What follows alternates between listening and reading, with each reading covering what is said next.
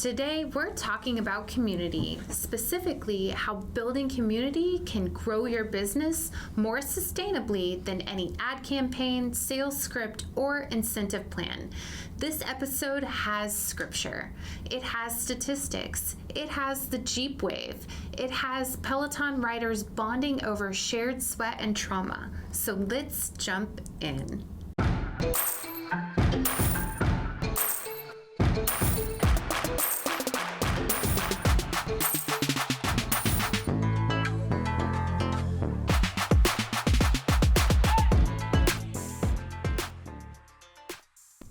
Lady bosses, are you working even after putting the kids to bed but still not getting results? Are you tired of spending money on ads that aren't getting engagement? Do you feel burdened that you aren't fulfilling your purpose in life because you are so consumed with work?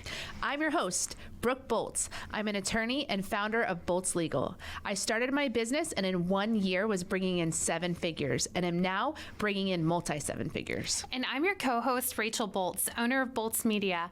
I've helped many businesses build their online presence and increase their revenue through digital marketing. Want to hear how we did it? We are here to help you achieve your goals personally, professionally, and spiritually. So kick off your high heels, sit back, and let's ignite that passion. We're Miss Biz, where we're putting the Miss in biz. Let's get biz done.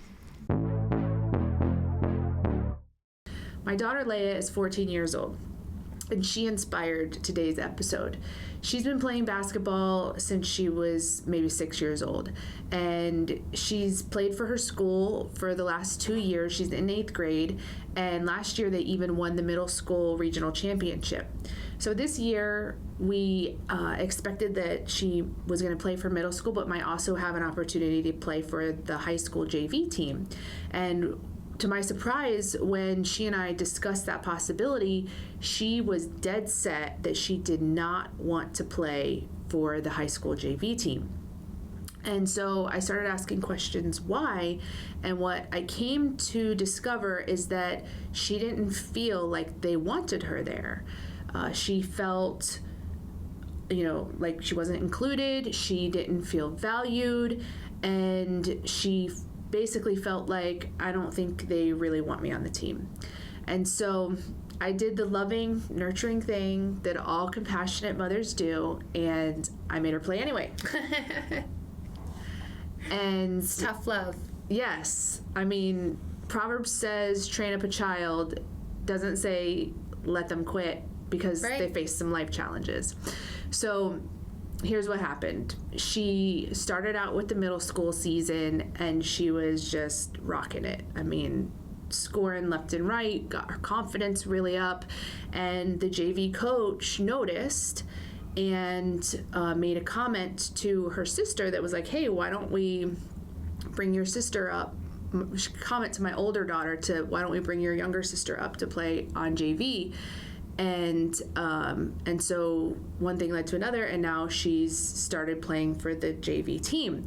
And her attitude towards playing is completely different than it previously was. Now she looks forward to the games. If she doesn't have a game for a few days, she'll be asking me, when's the next game? And she's just really thriving because she feels a part of something and feels like she is wanted and valued. So that got me thinking about the business application of this and how that's really what everybody wants, is to feel like they're a part of a community and feel like they're valued and loved. And so that's what inspired this podcast, is to talk about how we can learn from some businesses who've done an excellent job at this and how we can apply it to our own businesses. I love that. I mean, community, it creates confidence, it creates that engagement, and engagement then creates growth. So if you're not using community as a strategy for your business, you're really missing out on a lot of opportunities to grow and just achieve that next level of success. So we're going to talk about a couple brands who have community down to a T. And the first one is the Jeep community. I don't know if there's really really too many other types of communities that can really compare to the Jeep community.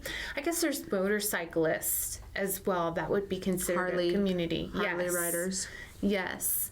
But the Jeep community, they really have it down. They wave to each other, even if they don't know each other, they've never met. They have that thing in common that they bought the same car or vehicle, so suddenly they become family. And Jeep sells belonging, not vehicles.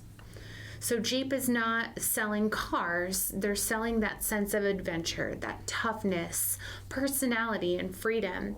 This creates a shared identity among owners. Jeep owners love customizing their Jeeps, and this has become a form of self-expression which builds connection.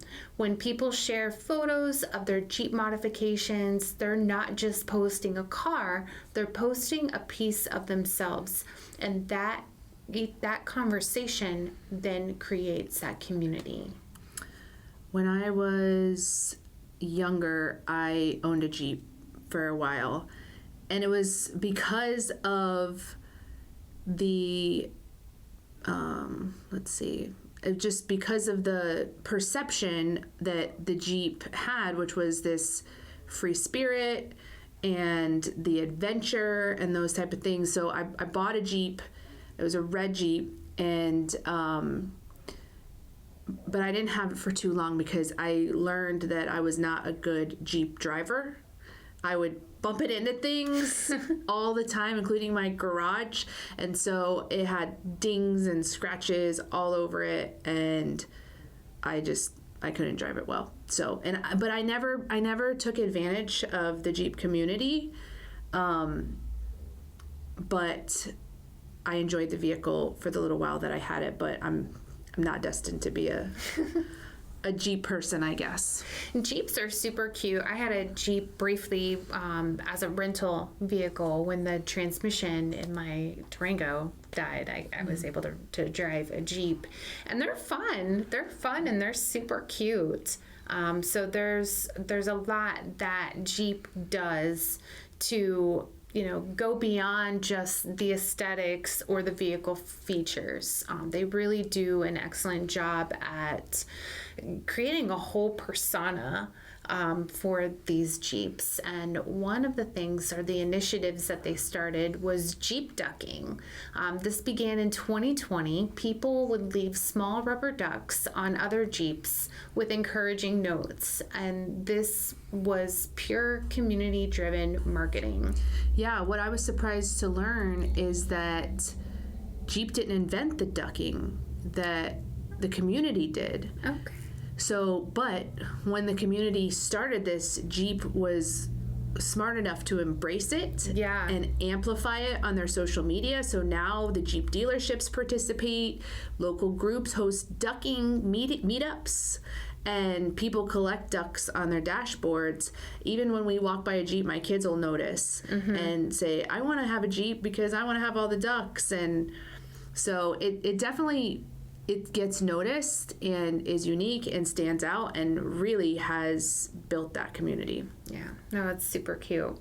So Jeep has thousands of local clubs worldwide. The brand extends beyond just the product to sell real life connection. Jeep Jamboree sells out fast. And people actually pay hundreds of dollars to drive their own car through in a mud-filled forest with other owners. Yeah. I mean, Jeep just really has created a community in an exemplary way. So when we look at summarizing what Jeep has done and how we could look to apply it to our own businesses, there's 5 takeaways that I want to share. First is there's a shared identity. Jeep owners have that shared identity of being adventurous, outdoors people. There's shared rituals, which is the waving and the ducking. There's shared experiences where they get together and meet up to duck each other or drive their Jeeps together. There's the offline and online connection. There's online Facebook groups where they talk about their Jeeps and all the modifications and things that they are doing to their Jeeps.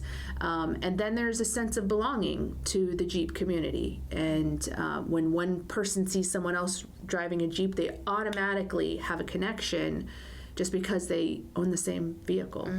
It's kind of like if you're in a room of a bunch of strangers and you see that one person who kind of looks like you might have some similarities with them. Right. You gravitate to them because you think that you'll have some commonalities that you can talk about. Yeah. Jeep owners are kind of the same. It's like, I own a Jeep, you own a Jeep, so that means we must have some things in common just beyond our vehicle. Yeah.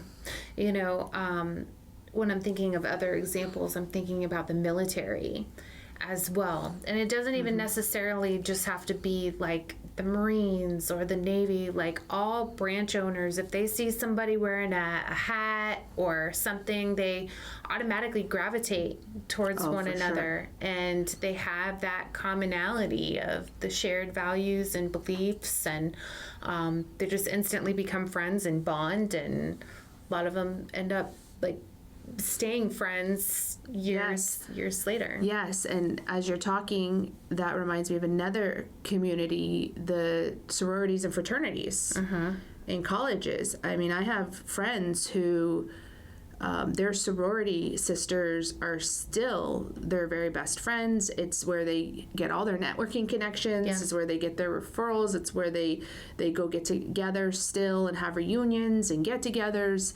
That sorority, fraternity, sister and brotherhood is a lifelong community that people join, and it has a major impact on their life. And a lot of times it has great connections that leads to opportunities they may not otherwise have.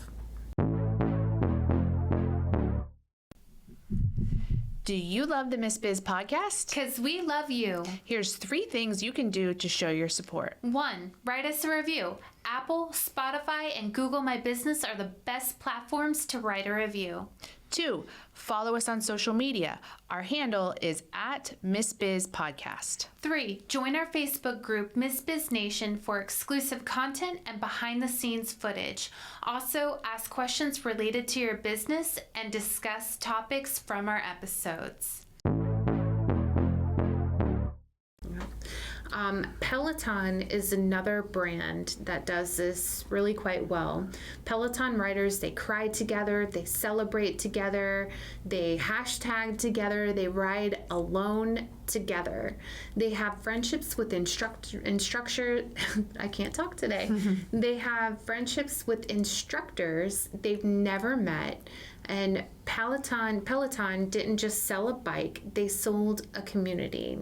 So the way that you can translate this for your business is, if a car and a stationary bike can build tribes, so can you.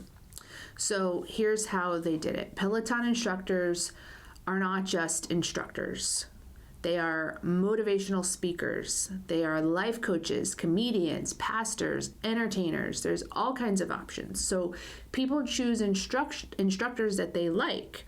Right. And so people don't come away saying, oh, I rode the Peloton today. They say, I took a Cody Rigsby class. They identify as being part of the tribe of whoever that instructor is. And so the instructor is building rapport, building relationship through a screen, right, with someone they've never seen and don't know at all. Yeah, no. That's pretty powerful. And that too is genius on their part, because they're not just finding any instructor. I'm sure they have like a very selective process when it comes to hiring instructors, because they want to make sure that they're going to be able to build that community and have people want to continue on. The instructors are influencers. Right. Who happen to ride Pelotons. Yeah. So Peloton celebrates their riders' milestones. That means every 50 rides, 100 rides, birthdays, and personal achievements. And when an instructor shouts your name during a live ride, it's a dopamine hit. It's belonging, it's visibility, and this single feature dramatically increased user retention. Yeah. I bought a Peloton about, I guess, 5 or 6 years ago when my son was born, because I thought it was something I could do from home and would allow me to do something at my own pace. And so I bought the Peloton and never got to that 50 ride milestone. For me, it was wildly uncomfortable, the seat. I think I had bruises in unmentionable areas. The seat was so uncomfortable. And so to think about these people who are subjecting themselves to that level of pain. I mean, I at one point hog-tied a pillow to the seat to try to make it better. I then bought a gel seat cover, but nothing really fixed that issue. And And I didn't really get into the community. I think what would have helped is if I had talked to people I knew in person who had Pelotons, right, and then we were in the same group together, and it started that way and then could expand beyond that. But I was so terrible. I'm like last place all the time in the class and everything else, so I wasn't really publicizing the fact that I was riding Pelotons. I didn't want everyone to see my your terrible stats. Yeah, bottom of the leaderboard. Yeah, working out at home is tough anyways. I personally have never really been successful at doing that, because when I'm home, there's other things that I can think of to do, whether it's laundry, dishes, something always needs to be done. But when I'm physically at the gym, that's when I have that time, and there's nothing else that I can do other than work out. So that's the only way I can be effective. So the fact that Peloton has created this experience to where so many people, we're talking a large number of people, actually work out together regularly at home, I mean, that's extremely impressive. Because how many people do you know that have exercise equipment just sitting at their house that never gets used? Yeah. It's a lot. Yeah, well, and I'm thinking about the community, the gym community. Like there are certain, I have neighbors and friends who go to like Hard Body Fitness or whatever it's called, and they're a community. They do these things where they celebrate how many workouts each person has, and it's a community. It's a small gym. But when you think about like the big gyms, a lot of people don't like to go to that because they feel like they're not part of the community. Right. They don't feel accepted. They feel like people are looking at them, that they don't fit in with the people with the big muscles and things. So to think of how hard it is to take people who you are not in person with, and in a huge quantity of people, mm-hmm, and to create this type of community like Peloton has done, it's just amazing. Yeah. Peloton allows riders to join hashtags so they can see others like them on the leaderboard. And then these micro communities create belonging and accountability. People belong to dozens of sub-tribes, all under the Peloton umbrella. And the leaderboard gives the user a sense of community because you understand that you are actually riding with thousands, which creates that shared experience. And there's Peloton Facebook groups that are actively wild. Some have over 400,000 members. And on these groups, people can ask for advice, they can share struggles, and they can post sweaty selfies and cheer each other on. These groups have become the digital equivalent of a support group and gym family. Yeah, Peloton's created a community that it's not just fitness. It's vulnerability, resilience, mental health, community support, encouragement. They've become true friends through their common interest of fitness. People share their stories of weight loss, grief, breakthroughs, depression, and recovery, and frankly created lifelong Peloton fans. Mm-hmm. So some of the takeaways that we can kind of extract from this example and bring it into our business is, Peloton created engaging leaders. So their instructors, as Brooke mentioned, are influencers. There's also rituals that they perform. This is high fives, milestones, shout outs. They create the shared experiences, which is live rides. There's micro communities, which are the hashtags, meaningful recognition, vulnerable storytelling, and online groups that feel like family.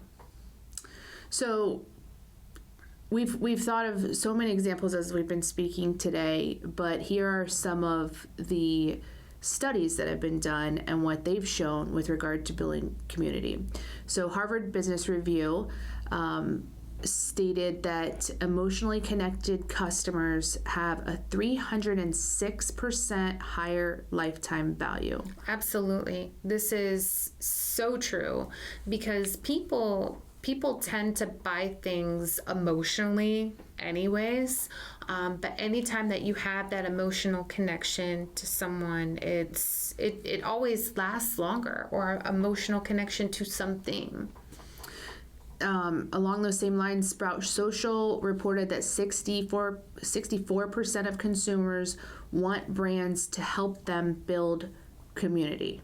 Yeah, I mean, everybody wants to feel like they belong. Yeah, even going back to high school, when you are a new student and you don't know where you belong, and then you find the chess club or the band or the sport team that you thrive in, and you build your community around that interest.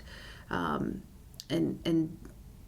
many times that becomes your tribe throughout your entire high school experience. Well, think about even just when you go to a networking event, you're looking for somebody that you know. Yeah. Because you want to feel like you belong and you want to be comfortable when you're there. So building that community and having that sense of belonging really makes a huge impact. McKinsey reported that businesses with strong community experience 2 to 3 times faster growth. I believe that. And the Gallup poll reported that people stay where they feel seen, heard, and valued. This is why social media is so important for your business and building that community. So many people get it wrong where they're just simply focused on pushing out what they do instead of being vulnerable about who they are, what they're going through, getting feedback and engagement from the clients. All of that is so important. Yeah. So I wanted to share an example of a way that I've tried to build community in my own town, and just as an idea that maybe some of the listeners could incorporate in their areas. I guess it was a year and a half ago, maybe 2 years ago, a couple friends and I, who were female business owners, created a local women's group called the Leading Ladies of Oviedo. And it's a community of women entrepreneurs. We meet once a month. There's no real agenda. We take turns on who organizes the meeting, and we do fun things based on what that person who's coordinating it wants to do. So we have one member who cooks all of her meals from scratch. So one of our meetings was her teaching us about how she does that. We had some members who really like pickleball, so one of our meetings was playing pickleball. Oh, that's cool. Just whatever it is that people are, whatever is unique about them, or whatever something that they enjoy, they take a meeting and they lead it, and they, and we learn about what they enjoy. So when it was your turn, did you take them all to watch Love is Blind? We have our planning meeting next week, and that's going to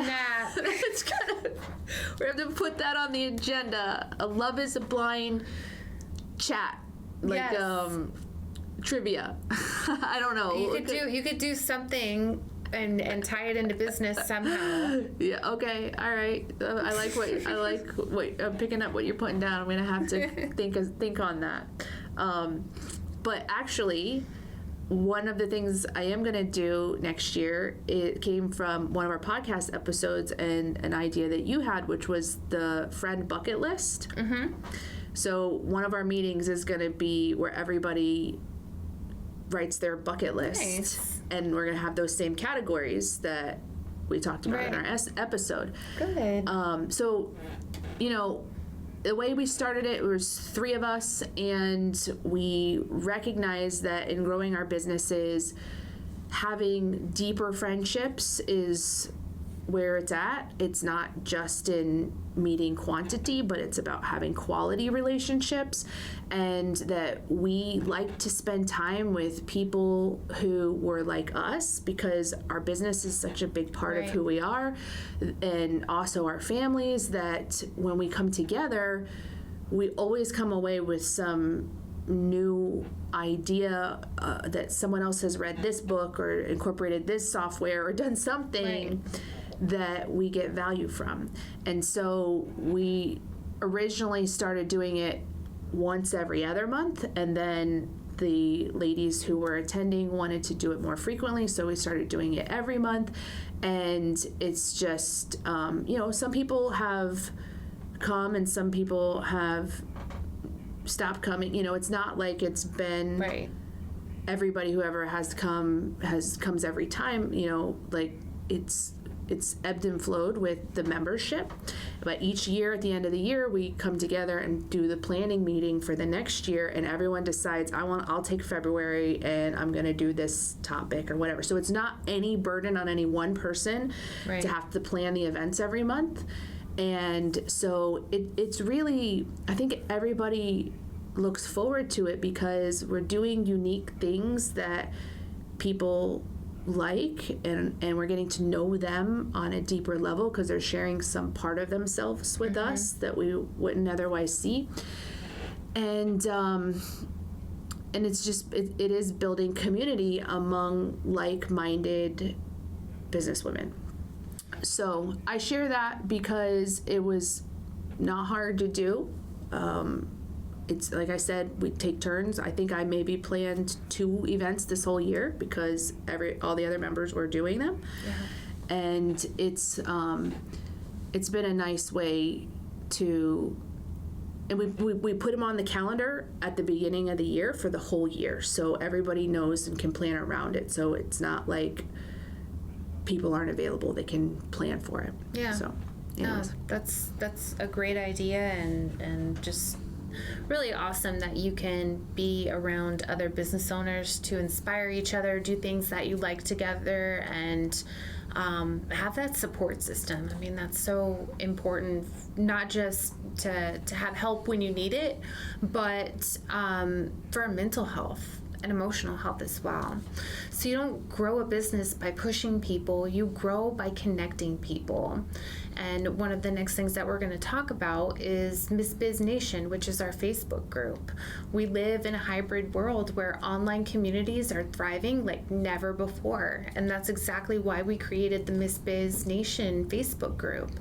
It's an online hub where Christian entrepreneurs can gather, share wins, ask questions, brainstorm ideas, pray for one another, and grow together.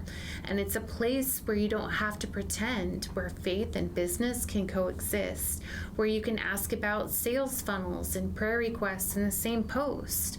And if Peloton can create a following with a stationary bike, Christians too can create a loving, empowering community around purpose, calling, and entrepreneurship. So the truth is that we don't want more content, we want connection. We don't want just information, we want interaction. And we don't want to feel like customers, we want to feel like partners. So if you want to grow your business, you got to find a way to build community. And community is a place where you where you feel seen, supported, a place where you can contribute, and a place to belong. And one of the mind-blowing revelations that I had in putting this outline together is that Jesus did this. Yes. The first thing he did when he started his ministry was to gather together his 12 disciples. And he invested in those relationships. He discipled them. He shared every part of his life with them. They lived together. They traveled together. They, shared meals together. They just built that relationship so deeply. You know we're all about that case, no trouble. All about that case, no trouble. All about that case, no trouble. All about that case. At Bolts Legal, we are all about your case. Text or call to schedule a free consultation for all your legal needs. boltslegal.com.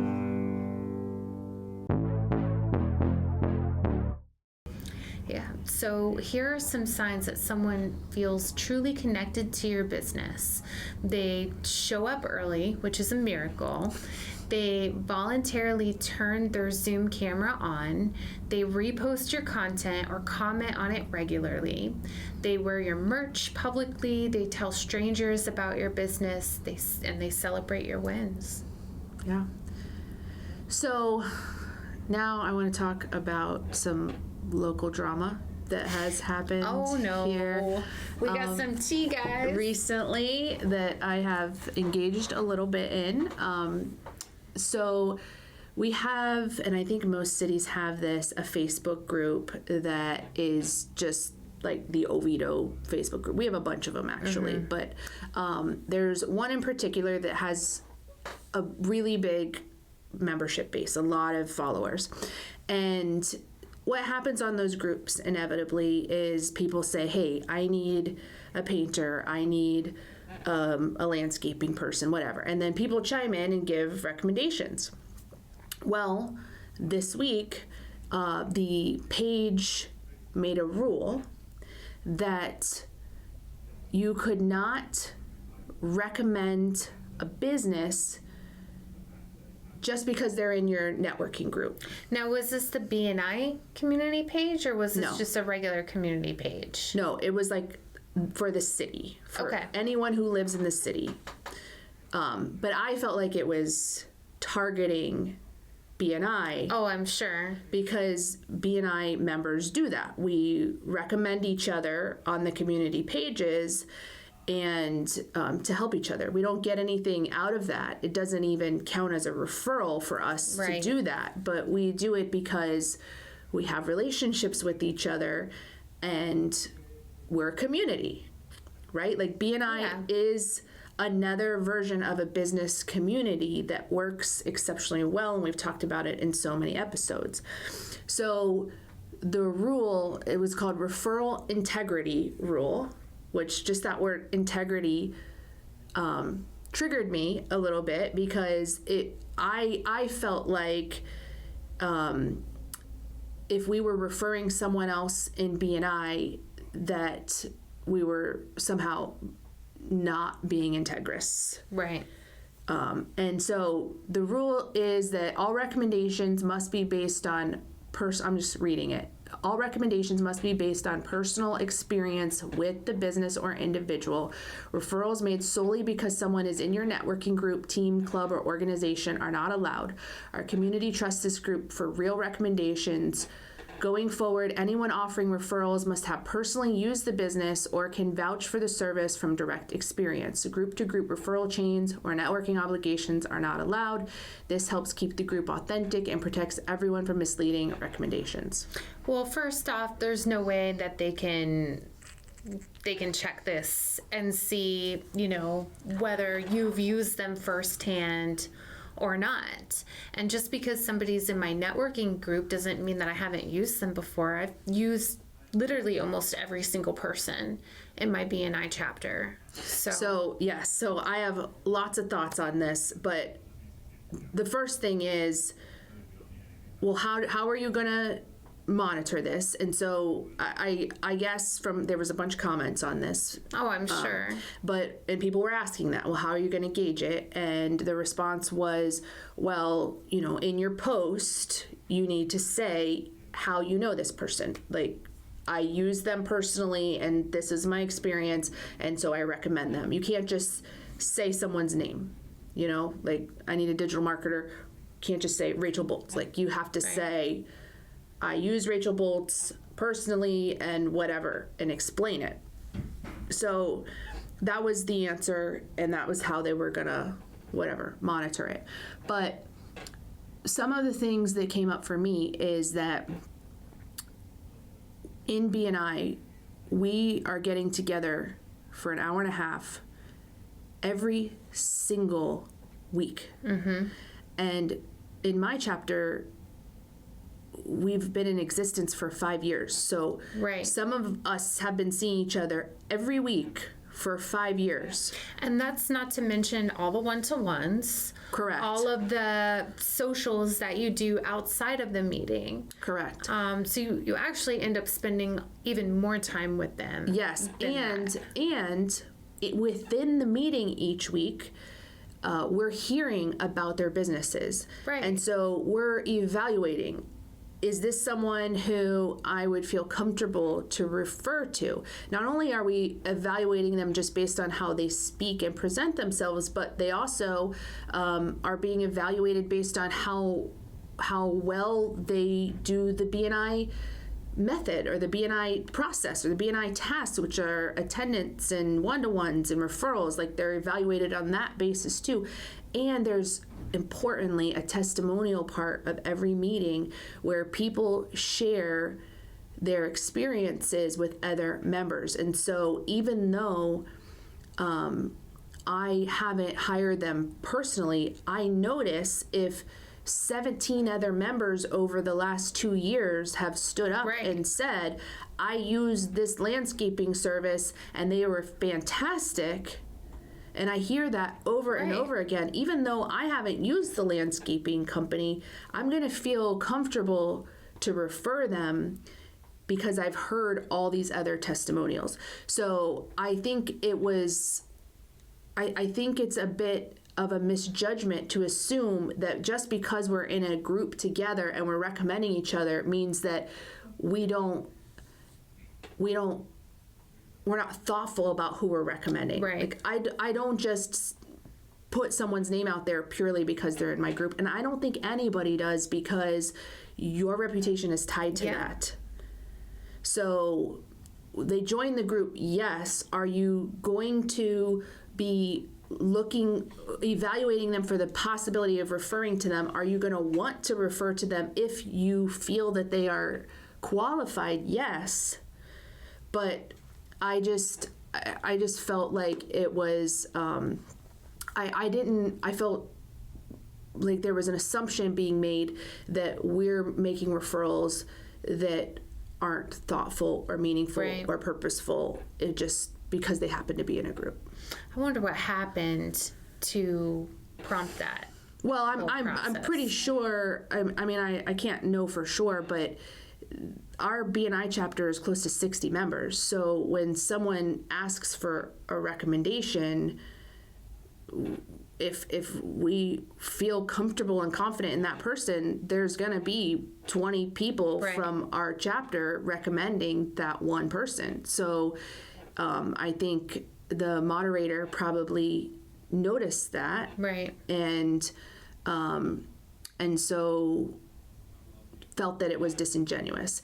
And I can understand why someone who hasn't participated may see it as disingenuous. But if you understand what the weekly meeting entails and how much time we spend together, Yeah, I mean, even outside of that, like before somebody even gets to enter into their membership, there's a whole vetting process. Yep. You're getting referral checked, you're getting the interview questions, and then like they're looking you up online to see what your reviews are like. What kind of licenses do you have?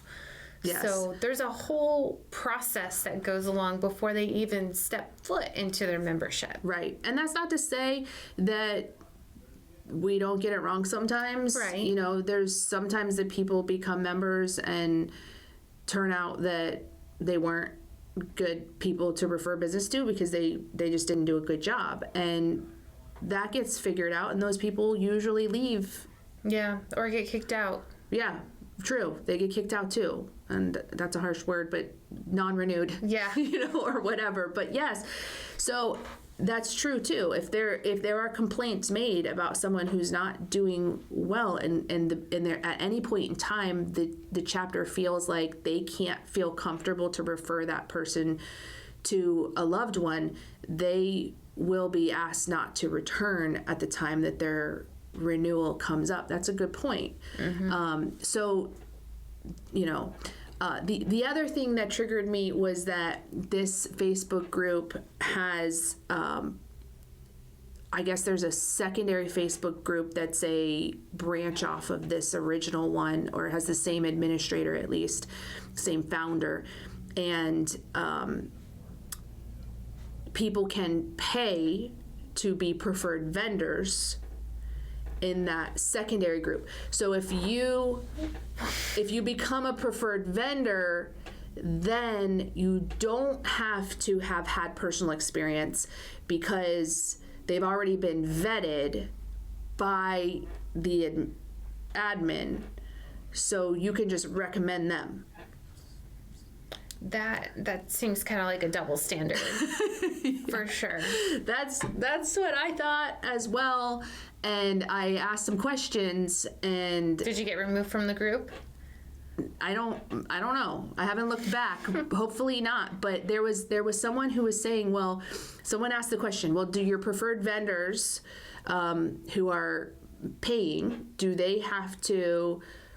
people also have to have personal experience with them? And the response was no, because they've already been vetted. And so then they said, well, how does someone become a preferred vendor? And they were like, is it just paying to be a preferred vendor? And the response was, well, no, there's actually there's actually more to it than that. And I said, is there a free option? And there was no response to that, because it feels like people can pay this administrator to become a preferred, but the people who aren't paying, who are just recommending their people who they see every week, right, who you maybe have worked with, maybe not personally, but who you know, like all these things that BNI does, that's not allowed. But if you pay to be a preferred vendor and also go through and pass whatever vetting process there is there, then you skip the line and you can be referred however many times.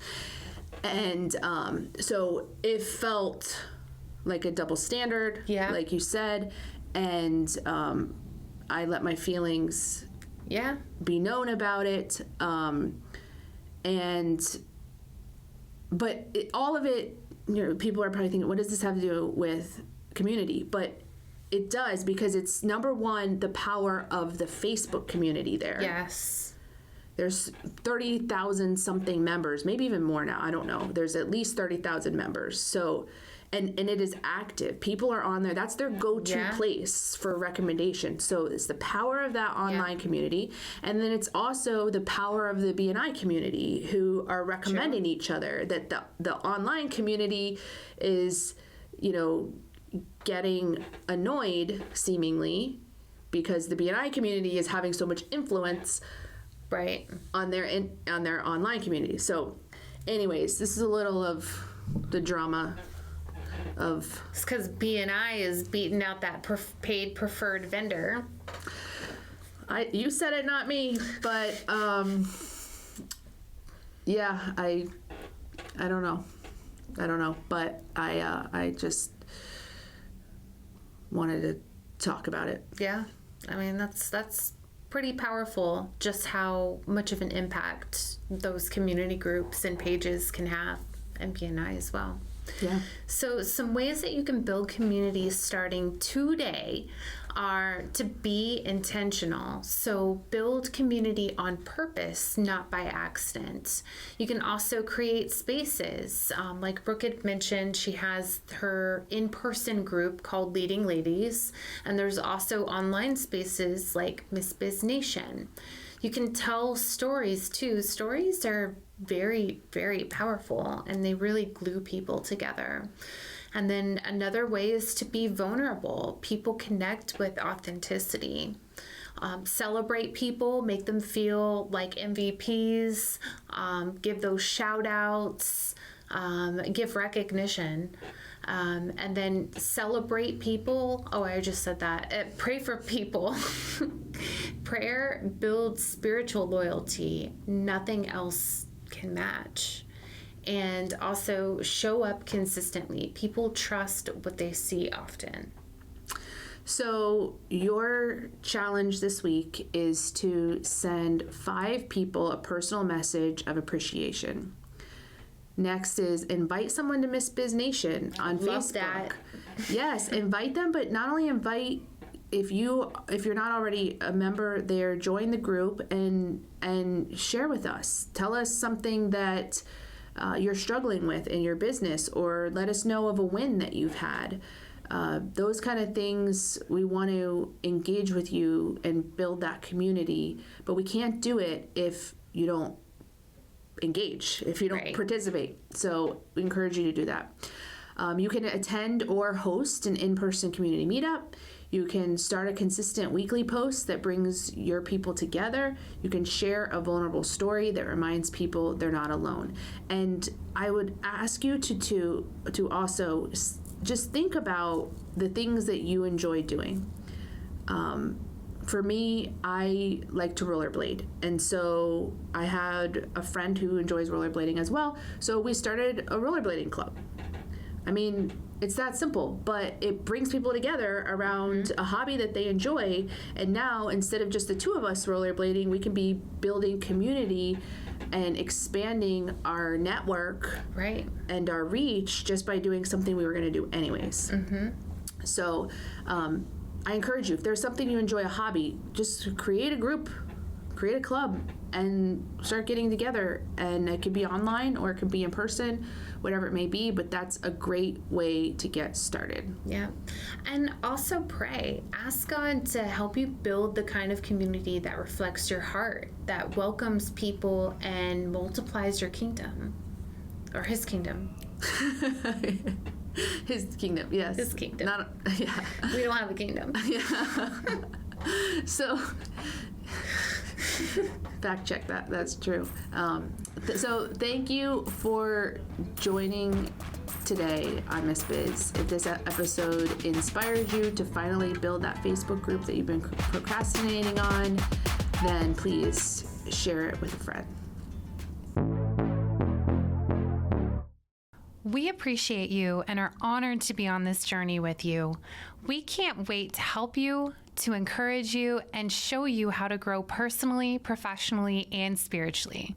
If you found Miss Biz helpful, please leave a review and share with others. You can follow us on social media at Miss Biz Podcast. For legal questions or services, please visit boltslegal.com. And for digital marketing needs, please visit boltsmedia.com.